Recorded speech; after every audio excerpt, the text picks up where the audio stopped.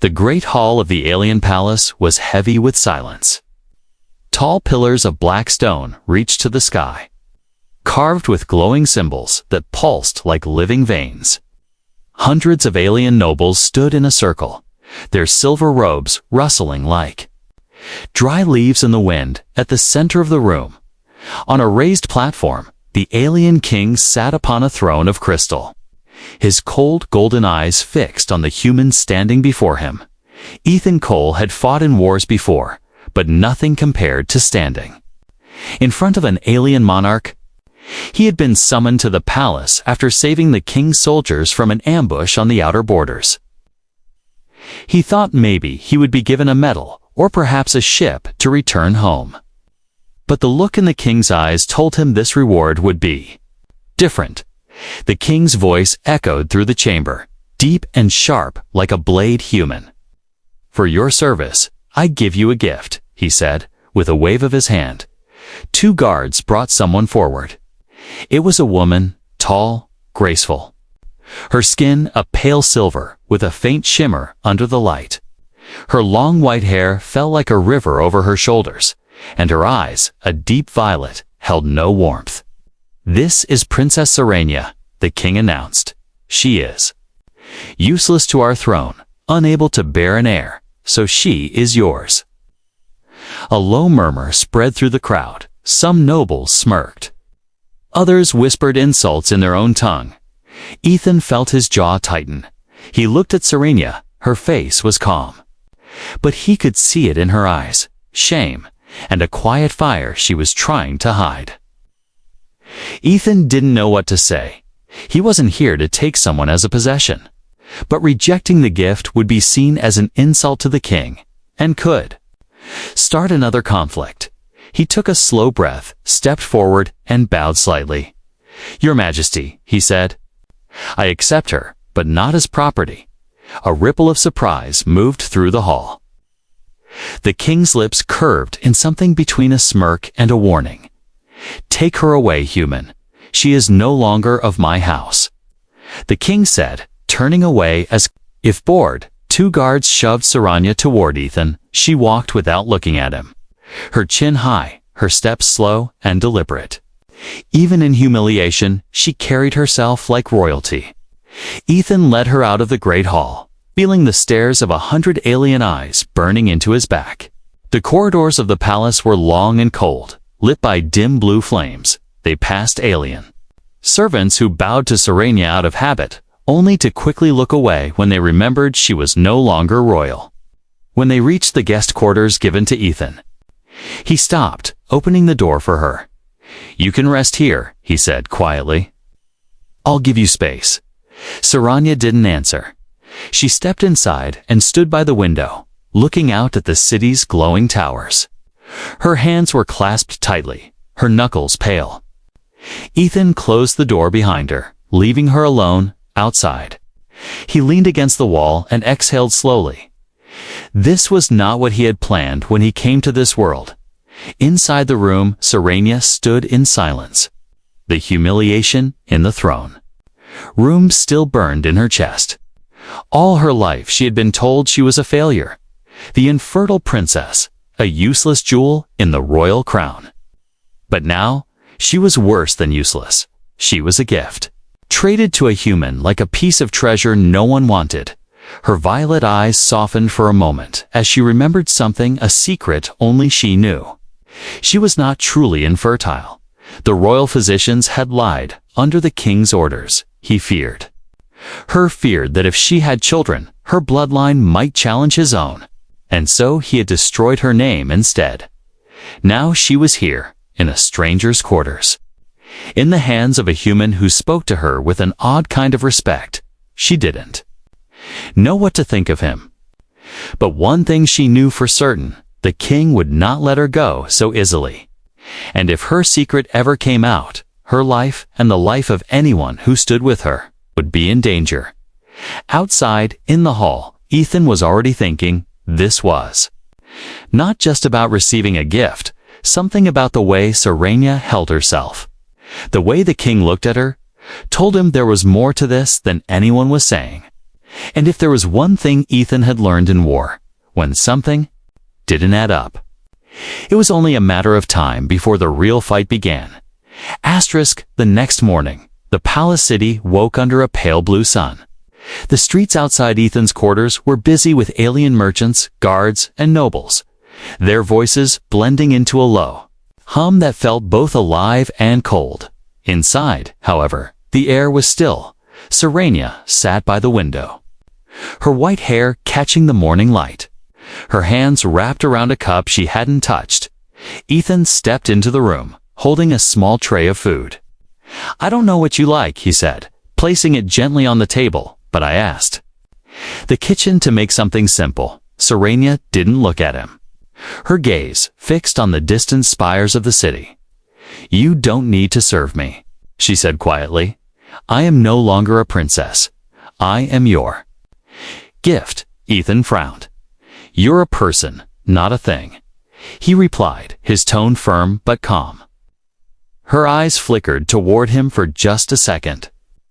As if testing whether he was mocking her or telling the truth, she said nothing more. And the silence between them stretched like a wall neither could cross. That day, Ethan left to handle some military paperwork with the Alien Council. When he returned, he found 2 alien guards outside his quarters. One of them smirked, checking. "On your prize, human." Ethan's jaw tightened. "She's not a prize," he said, stepping past them without waiting for a reply.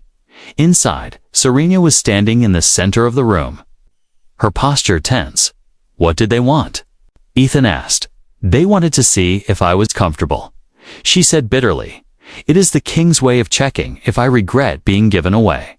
Her voice cracked slightly, but she quickly turned away so he wouldn't see. Ethan could feel it. The cold walls around her weren't just for him. They were built to protect herself from the cruelty she had lived through. He had seen those same walls in soldiers who had lost everything. Walls built from pain, betrayal, and the belief that trust only leads to more wounds. That night, as the city's lights glowed like distant stars, Serenia sat by the window again. The silver glow of the alien moon made her look even more like a figure from some old legend. Ethan broke the silence. "You're not safe here," he said. "The king didn't give you away to make your life better. He's watching you." She glanced at him, her eyes sharp. "I know." For a long moment, neither spoke. Finally, Serenia asked, "Why do you care, human? You could have left me there. You could have refused me and gone on with your life." Ethan thought about the throne room, about the way she had stood there with her chin high, even when her own father threw her away. "Because no one deserves to be treated like that," he said simply. "And I've seen too many good people get crushed by those with power." Her gaze softened just a little. It wasn't trust, not yet. But it was the first crack in the wall. She looked down, her voice almost a whisper. "When I was a child, I thought my father loved me. I thought my people cared for me. But the moment they called me infertile, everything changed." Her fingers tightened on the edge of the chair. "I became a symbol of failure. And then I became nothing." Ethan didn't press her for more, but as he watched her, he noticed something.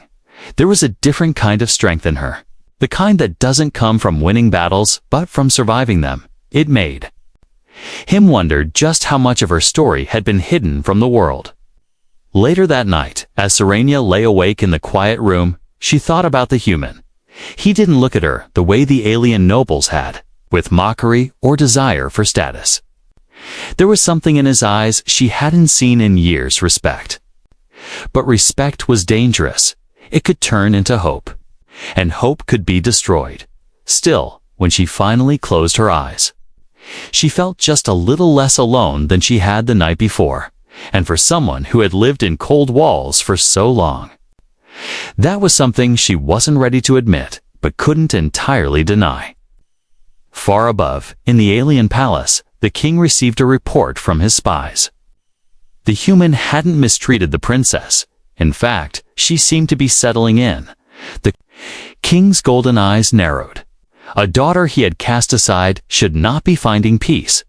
It was dangerous, dangerous to his rule. Dangerous to the lies he had built somewhere deep inside. Serenia already knew the king would not let her disappear quietly. And Ethan knew their uneasy alliance was about to be tested. The cold walls around her heart were strong. But soon, they would either have to fall or become the fortress both of them would fight from. Days passed, and the tension around Ethan's quarters began to change shape. It was no longer the silent contempt of palace guards or the whispered insults of alien nobles. Now there was something sharper in the air, eyes watching from corners. Footsteps that stopped when Ethan turned around. The kind of quiet that always meant trouble was coming. Serenia noticed it too. Whenever she walked through the market, there were strangers who seemed to follow at a distance. They never approached, but they never disappeared either. One evening, she returned to the quarters and told Ethan, "They're watching us." Her voice was steady, but her hands were trembling just enough for him to notice. Ethan nodded. "I've seen them." He poured her a cup of warm, herbal water, the closest thing to tea in this city, and placed it in her hands. "They're not here to protect you," he said. "They're here to report on you." Serenia looked away. "The king wants to know if I'm miserable enough to return on my own?" Ethan's jaw tightened. "Then we make sure that doesn't happen." 2 days later, a royal envoy arrived. He was tall, dressed in a long robe woven with silver threads. And his smile was too perfect to be trusted. "Princess Serenia," he said smoothly, bowing just enough to be polite, but not enough to show respect. "I have come to see how you fare in your new life." Serenia kept her face neutral. "Tell my father I am alive and well," she replied. The envoy's eyes flicked toward Ethan, "and content with your companion." Ethan stepped forward before Serenia could answer. "She's safe with me," he said firmly. "And that's all you need to know." The envoy's smile didn't fade, but his eyes turned colder. "Safety is a fragile thing, human," he said quietly. "It can vanish in a heartbeat." Without another word, he turned and left, his footsteps echoing down the stone corridor. That night, Serenia sat by the window. Again, she could see the glow of the palace in the distance. Like a watchful eye staring down at her, she thought of her father. Of the day he stripped her of her title and her place. It had been meant as exile, as humiliation. But now, perhaps it had become something more dangerous. She was no longer under his control, and that alone might be enough for him to want her gone forever. Ethan entered quietly, holding a small bundle. "I think we should leave the palace district." "For a while," he said. "There's a settlement near the southern plains, far from the king's reach." Serenia hesitated. "If we leave, it will look like we're running." Ethan shook his head. "No. It will look like we're living, and right now. That's more dangerous to him than anything else we could do." They left before sunrise, taking only what they could carry. The streets were quiet, the air cool, the first light of morning painting the towers in shades of silver and blue. Ethan led the way, scanning every shadow. Serenia followed close, her steps silent, her gaze fixed ahead. By the time they reached the edge of the city, Serenia felt the tension in her shoulders ease slightly. The open plains stretched before them, golden under the rising sun, for the first time in months. She felt the faint taste of freedom, but deep down, she knew it wouldn't last. In the palace, the king sat on his throne, listening to the envoy's report. "She is not broken." The envoy said, "If anything, she is stronger." The king's golden eyes darkened. "Then it is time to remind her of her place," he said, his voice cold as ice. "She will return to this palace, willing or not." Far away, in the small southern settlement, Ethan and Serenia found a modest home built of stone and clay. The people there were simple farmers and traders, uninterested in palace politics. For a short while, life was almost peaceful. Ethan worked in the fields alongside the locals, while Serenia helped in the market. Her smile, though rare, began to appear more often. It was not the bright smile of a carefree woman, but it was something real, and that made it precious. One evening, as the two sat by the fire, Serenia looked at Ethan and said, "Do you think he will come for me?" Ethan didn't hesitate. "Yes," she swallowed hard. "Then we need to be ready." Her voice was calm, but there was a spark in her eyes. Not fear, but resolve.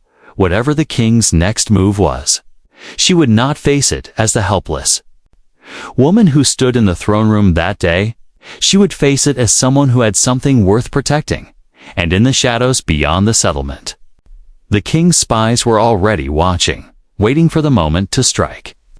The southern settlement was nothing like the cold marble halls of the alien palace. Here, the air smelled of fresh soil and wild flowers, and the nights were filled with the soft sound of wind through the grass.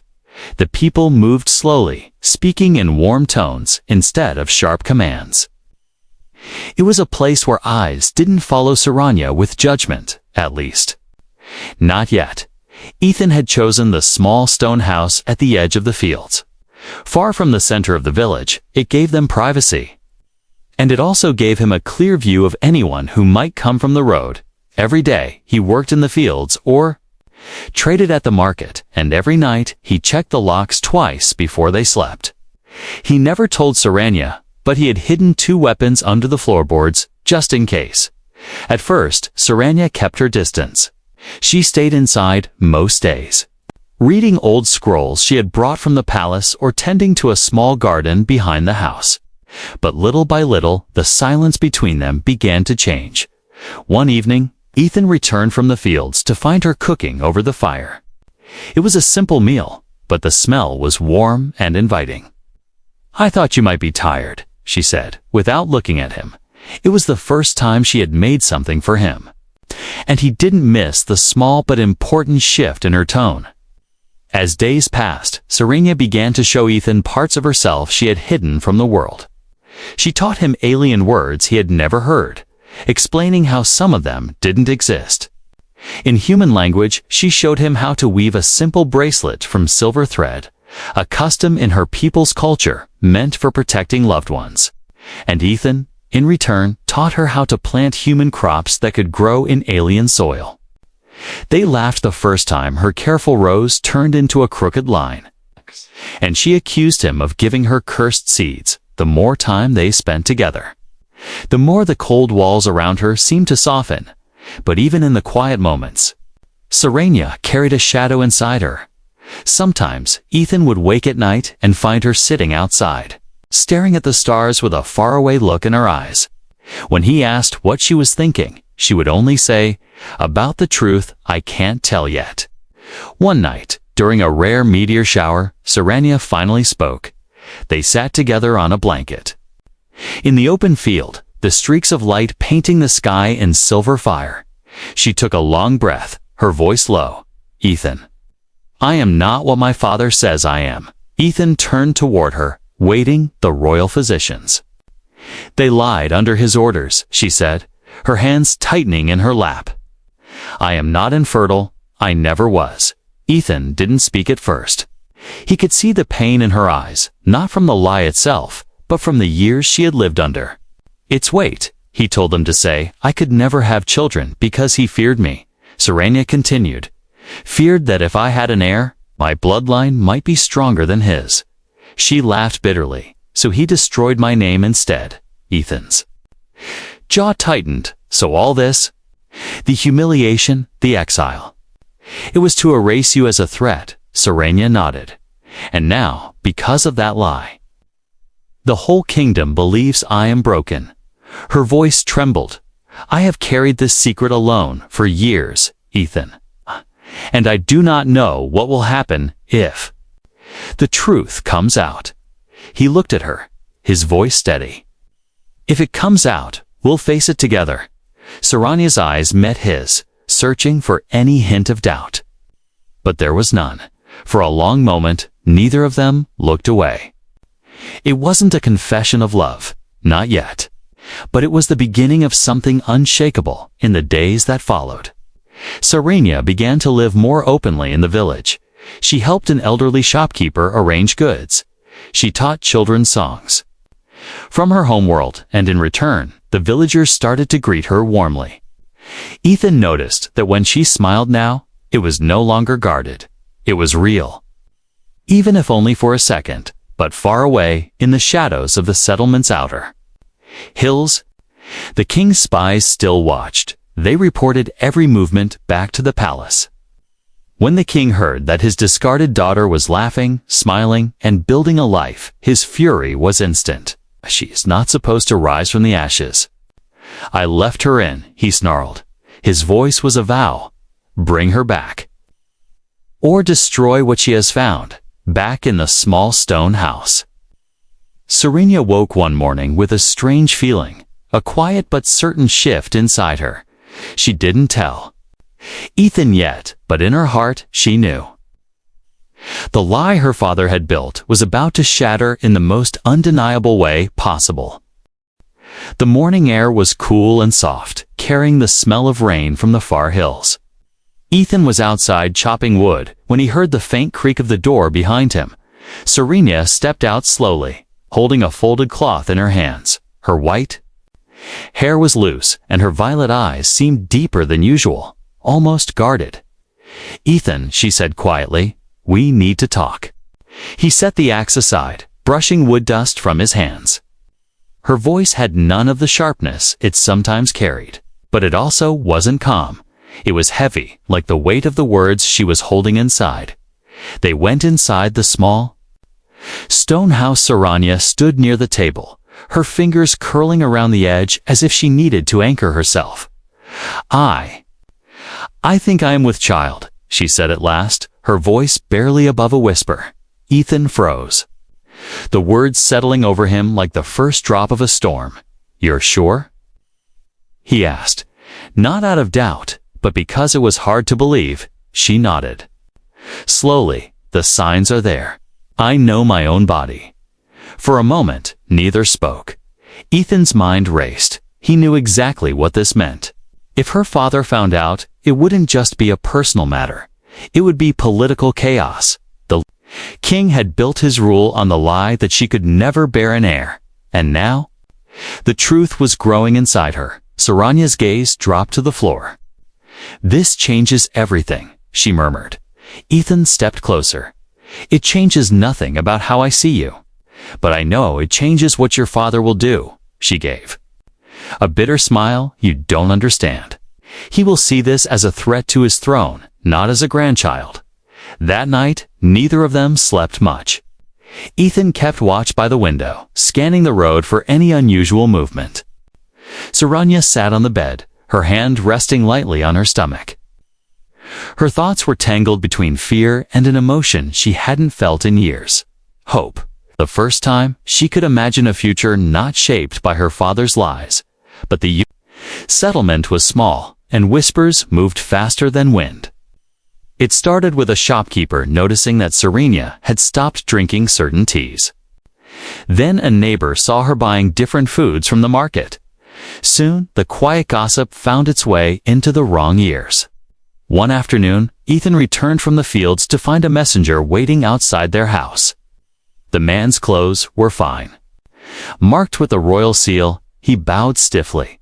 A message from His Majesty. Ethan took the sealed scroll, breaking it open with a flick of his knife. The words inside were simple, but each one carried the weight of a threat. Return the princess to the palace immediately, or face the consequences of treason. Ethan read it twice before handing it to Serenia. Her hands trembled as she scanned the lines. She looked up at him, her voice steady, but her eyes sharp.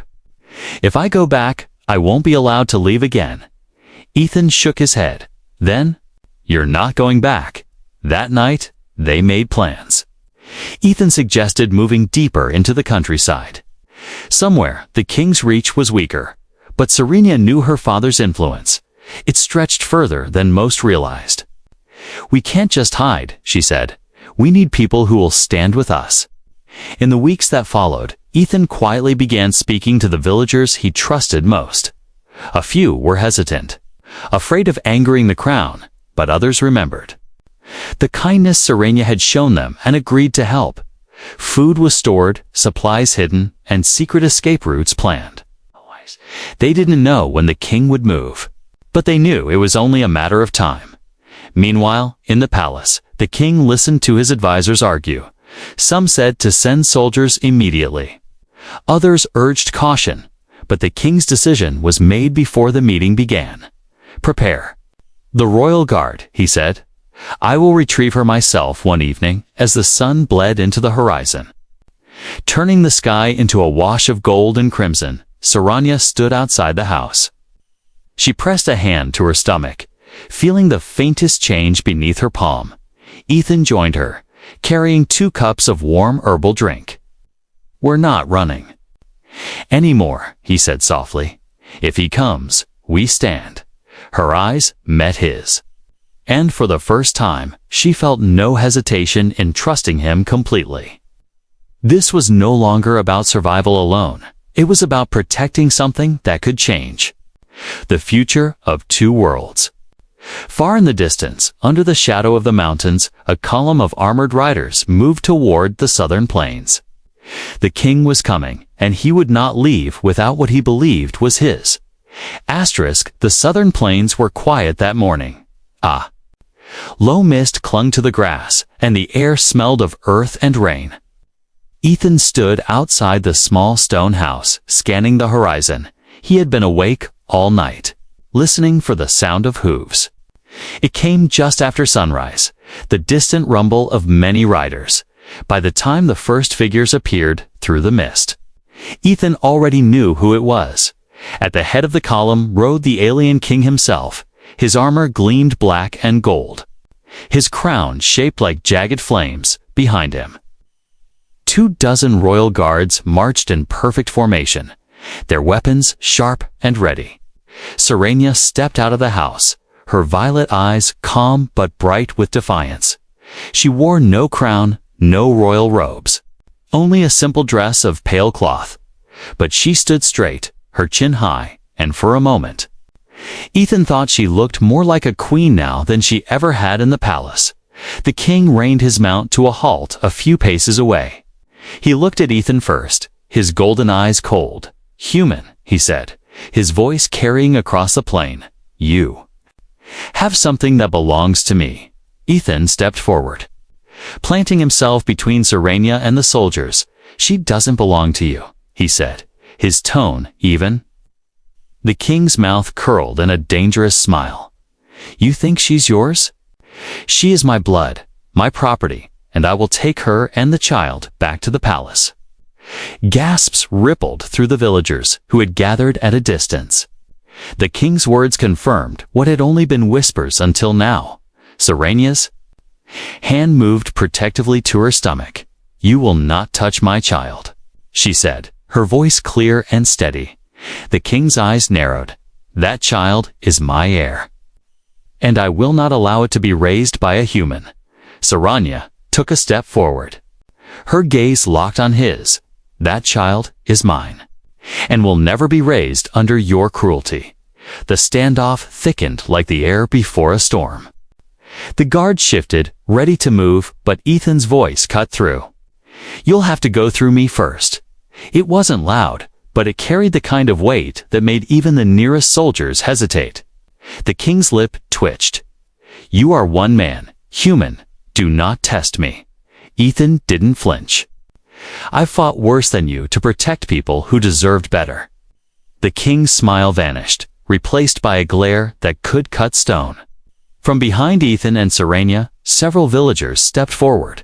Some carried farming tools, others simple hunting spears. They formed a loose line, not trained soldiers, but people willing to stand in the way. It was a silent answer to the king's threat. They wouldn't hand her over. The king's voice rose, sharp and cold. You defy the throne for an outsider, for a traitor. A villager spoke from the back. She's no traitor. She's done more for us in months than you have in years. Murmurs of agreement followed. The king's glare swept over them, but their eyes didn't drop. Ethan turned his head slightly toward Serenia, speaking low so only she could hear. "This is your choice. I'll fight if you want me to. But if you'd rather walk away from this without blood, tell me now." Serenia's eyes never left her father's. "No, he needs to hear me say it." She stepped forward until she stood alone in the open space between the two sides. "I am not your property," she said, her voice ringing across the field. "I am not broken, I am not worthless, and I will not live under your control." She placed her hand over her stomach. "This child is proof of your lies. And one day they will know the truth that you tried to erase me for a heartbeat." The only sound was the wind. The king's jaw tightened, but something in his eyes flickered anger. Yes, but also something like fear. He looked at the villagers, at Ethan, at Serenia, and seemed to realize that forcing the matter here, in front of so many witnesses, could turn into something he couldn't control. Slowly, he turned his horse. "This is not over," he said, his voice low and dangerous. His guards followed, the sound of hooves fading into the mist. When the last rider was gone, the villagers let out the breaths they had been holding. Ethan moved to Serenia's side, his hand brushing hers. "You know he'll come back." He said, "I know," she replied, "but next time, I'll be ready." The days after the confrontation were tense, but strangely quiet. The villagers kept a watch on the road, and Ethan never left the house without checking the horizon. Serenia moved through the settlement with her head high, no longer hiding the gentle curve of her stomach. Word of her defiance had spread faster than the king's soldiers could travel. And now she was no longer just the discarded princess. She was the woman who had stood her ground against a throne. Weeks passed, and the seasons began to turn. The fields shifted from green to gold, and the air carried the scent of ripening crops. The child inside her grew stronger, and with every day, Serenia felt the weight of what was coming, not just birth, but change. Ethan stayed close, helping her with the smallest things, never letting her lift more than she should. Sometimes she caught him watching her with a look she couldn't quite name, part pride, part fear, and something deeper still. But the king had not forgotten in the palace. He heard reports of Serenia walking openly among the people, her hand resting on her belly. He heard whispers of villagers calling the unborn child the heir of two worlds. Each rumor struck him like a blade, and each time his rage deepened. But the last confrontation had shown him the truth. Forcing her back with soldiers would risk rebellion. If he wanted to win, he would have to wait. That patience would cost him, because, while he waited, Serenia and Ethan's bond only grew stronger, and the people's respect for them became something the king could not erase. When the day finally came, it was just before dawn. The first cries of a newborn broke the quiet of the village. Ethan emerged from the house, his face pale but his eyes shining. "She's here," he said to the gathered villagers. "They're both safe inside." Serenia held a tiny bundle wrapped in soft cloth. The child's skin had a faint silver glow, and her eyes, though still new to the world, were a striking mix of human green and alien violet. Serenia looked down at her daughter and felt something she had never known before. This was more than family, more than love. This was freedom. The villagers brought food, blankets, and gifts. Some knelt in respect, not to Serenia as a princess, but to her as a mother. Ethan stayed close, his hand resting on her shoulder. For the first time in years, Serenia felt completely unafraid. News of the birth traveled fast, carried by traders and travelers. By the time it reached the palace, it was too late for the king to control the story. The people were already speaking of a new kind of ruler, one who belonged to both humans and aliens. The king's council warned him that any move against Serenia now would be seen as an attack on the future itself. For the first time, the king realized he was no longer the only center of power in his realm. Months later, on a warm evening, Serenia and Ethan stood at the edge of the village. Watching their daughter take her first steps on the soft grass, the sun was sinking, painting the sky in gold and violet, the colors of both their worlds. "She's going to change everything," Ethan said quietly. Serenia smiled. "She already has." From far away, the king watched through the reports of his spies. He saw the child playing among the villagers, her laughter carrying in the warm air.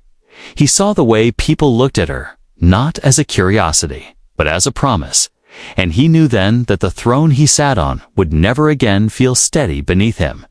In the years to come, Serenia's child would grow into a symbol of unity, a living truth that no lie could erase.